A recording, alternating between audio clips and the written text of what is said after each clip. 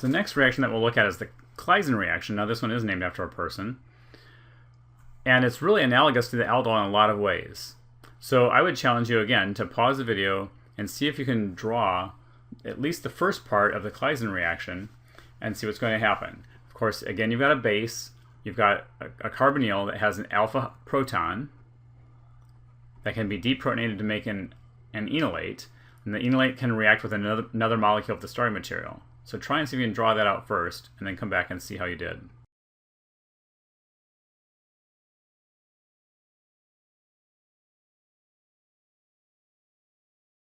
So we have our enolate.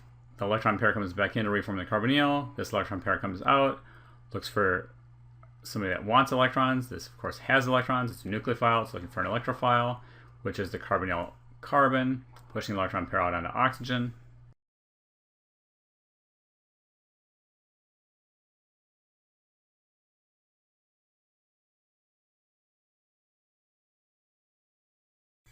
So once again, I drew the two pieces of it in different colors so you could see. This electron pair comes back to reform the carbonyl here. It still has its alkoxide next to it, making an ester. Here's the carbon that attacked the carbonyl. Here's what used to be the carbonyl carbon of the other molecule. The electron pair went out onto oxygen, which is up here now. And there's a methyl group attached to that carbon, and there's also methoxide attached to that carbon. So now there's a small difference in the mechanism because we've already learned nucleophilic addition versus nucleophilic acyl substitution mechanisms. And if we have a good leaving group, this electron pair from oxygen, instead of just being reprotonated, can come back down and push off our leaving group. And alkoxide is a good enough leaving group to have that happen. Here's our methyl out here, and our methyl is still there. Our alkoxide is gone. This electron pair came back down to form a new carbonyl. And then this other part of the molecule is still the same over here. So now what do we get? I'll redraw the molecule just because I've kind of made a mess of it a little bit now. Now instead of a beta hydroxy carbonyl, what we get is a beta dicarbonyl, or in this case a beta keto ester. But the broader category would be a beta dicarbonyl. So we have our one carbonyl here. Here's the alpha position. Here's the beta position. So instead of a beta hydroxy carbonyl, we have a beta dicarbonyl, or like a beta keto ester. And I assume that you could imagine that crossed Claisen can be just as complicated as a crossed aldol, getting a whole bunch of different products. So we're not going to go through that one again because synthetically that's not really useful. We don't actually do those kind of reactions.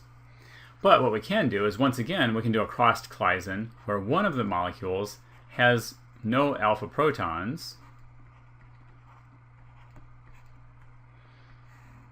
and the other one does have an alpha proton.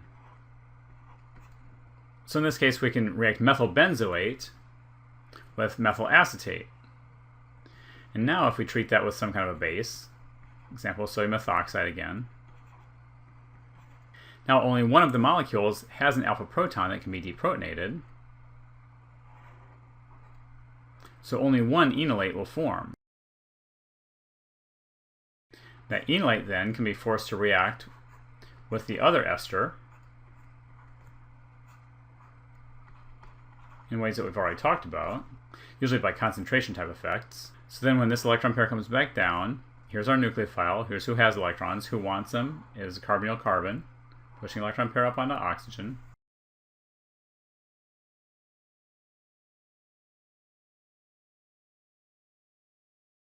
Now I think the hardest part of all of this really are drawing the structures at each point. So it's this carbon here that's next to the carbonyl carbon that attacked the carbonyl on the benzoate. So here's the carbonyl carbon from the benzoate, and here is the carbon that attacked. Next to it is a carbonyl, and next to that is an alkoxide. So I think the hardest part about these reactions is actually not starting to draw the mechanism, it's trying to draw your appropriate intermediates and products. I think that's the challenge.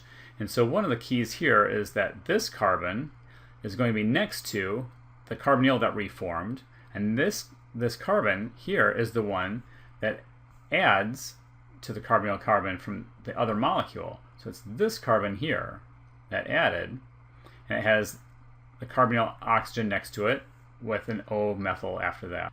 So now to finish off the mechanism, the electron pair comes back in, alkoxide leaves,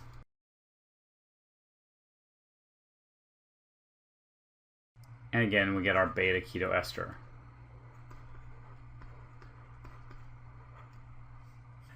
So just like with aldol reactions, we can do an intramolecular Claisen reaction, just like we did an intramolecular aldol reaction. It has a special name. It's called the Dieckmann cyclization or Dieckmann reaction. I'm not particularly concerned that you know that. But we treat it with a base. Base is going to deprotonate alpha to the carbonyl. This molecule is symmetrical, so it doesn't matter which proton you take off. That's alpha to the carbonyl. Forms the enolate.